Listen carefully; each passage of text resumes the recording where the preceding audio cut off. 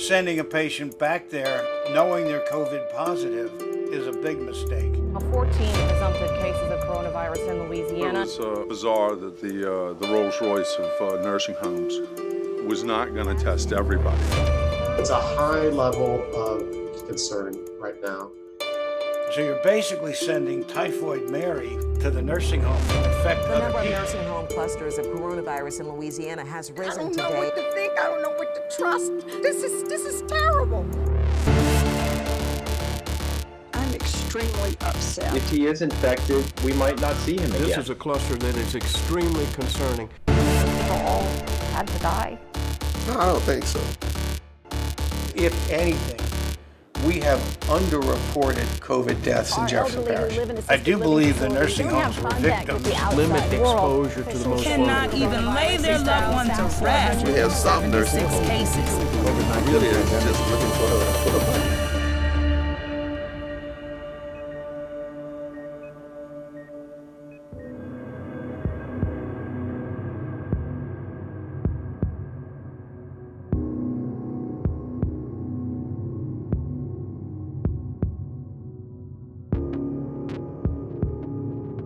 It's a very large number, and it's concerning because, number one, we know how quick the virus can spread. Where the nursing home residents have died has been a secret since late March, when the health department stopped naming the facilities. Using death records from Orleans, Jefferson, and St. Tammany parishes, we uncovered 16 homes where more than 5 people have died of COVID-19. You can see them on this map. The larger the circle, the greater the death toll. 21 residents have died at Lambeth House, home to the first cluster of cases identified in the state. St. Tammany death records show the virus took 21 residents at Forest Manor Nursing Home in Covington. 18 others died at Greenbrier Nursing Home in Slidell. In St. Tammany Parish, we found more than half of the COVID deaths were nursing home residents. The numbers are staggering, but not entirely surprising. It's a group of people with either advanced age or advanced medical conditions who are living in relatively close quarters with with caregivers who are going from patient to patient. Records show in Jefferson Parish, 10 residents of Jefferson Health Center have died of COVID, 14 at Metairie Healthcare Center, 12 at Joel and Smith on the West Bank. And remember this? I don't know what to think. I don't know what to trust. I don't know. This is terrible. The day news broke of a cluster of cases at St. Joseph's in Harahan, family members wept, scared a case of COVID might be a death sentence for their loved one. Records reveal the virus has killed 8 people there. Do you think some cases were slipping through the cracks early on? Earlier, look, I'm glad you asked that, because if anything, we have underreported COVID deaths in Jefferson Parish. There's no question. We try to report every case accurately, but I'm sure there have been some deaths, especially early on when the CDC was not allowing us to mark a death as COVID without a positive COVID test. The testing, experts say, it was the Achilles heel for putting the brakes on the pandemic. The inability for weeks to test those with suspected cases who had not traveled out of the country, the lag time in getting results, and it was agony for people like John Gathright. It was March 16th when they called me to say, your mom's got fever and she's got labored breathing and coughing and, And that's when I said, are we going to test her for this coronavirus? And they said, no, at this point, I don't think we will. He pushed them and got her a test. It took 4 days for him to hear the dreaded news. She was, in fact, positive. At that point, your mind thinks it's a death sentence. He started a largely unsuccessful crusade to test everyone in the facility, to get everyone tested in nursing homes to figure out who has it, since so many spreaders are asymptomatic. I never could get my head around why they didn't want to. They said that the CDC had not recommended testing for everyone at the Lambeth House, so they were going with that recommendation. The challenge is that it tells you information about what happens or what the state of play is at that point in time. It doesn't tell you who's going to be positive tomorrow. It doesn't tell you who's going to be positive the next day. And so it actually becomes very challenging to make decisions based on that. That's one of the things that the CDC has pointed out as they're working through what these recommendations might be in the future.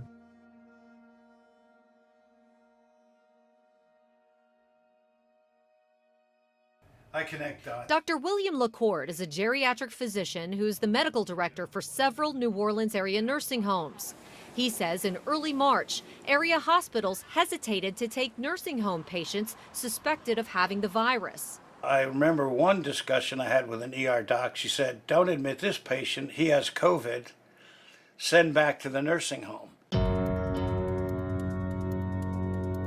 Because of their age and their existing health conditions, LaCourte and other nursing home administrators who asked not to be identified said hospitals pushed the patients toward hospice care back at the nursing homes, fearing projections that they were about to be overwhelmed by a surge of COVID patients in need of ventilators, then in short supply.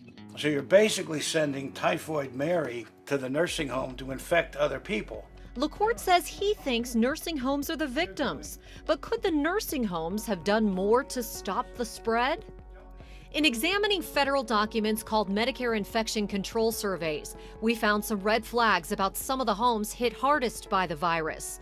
Of those 16 homes hit the hardest, half were given F ratings by federal inspectors for infection control, 3 of them for repeat deficiencies. Just last week, residents gathered together on the balconies at Maison Orleans Nursing Home on General Taylor Uptown. Federal inspectors cited the facility in 2017 and again last November. Among other things, this inspection report found 2 nurses' aides did not properly dispose of their gloves or wash their hands after dealing with a contagious patient. All of the problems in the infection control citations we found were eventually corrected. But inspectors did note repeat problems in half of the homes cited. It's a devastating time for humanity, but it's a devastating time, especially for the elderly population. Howard Rogers is the head of the New Orleans Council on Aging. He says in the decades he's spent working with seniors, it's clear not all nursing homes are created equal. We have a lot of excellent nursing homes in this state who follow the guidelines, who have adequate staffing, and who are able to take care of their clients. But then we have some nursing homes who really is just looking for the money.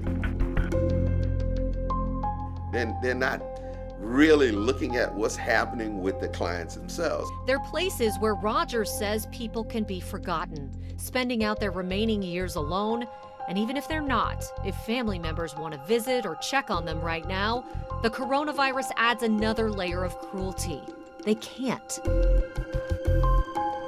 Whether it was the testing, the handling of COVID-positive patients in the earliest days of the epidemic, or infection control problems, at least 784 long-term residents have died, and there's a war on now to improve this country's standard of care. Just last week, the governor's office said it plans to name names and release all of the numbers next Monday. If they don't, the agency that oversees Medicare is also planning to release its data collected directly from the homes to improve transparency for residents and their families. Outside the New Orleans area, another COVID hotspot is the Southeast Louisiana Veterans Home in Reserve. As far as we know, the virus has killed at least 28 residents there. Mike Perlstein is picking up our series Standard of Care with that tragic story tomorrow night on the Eyewitness News at 10.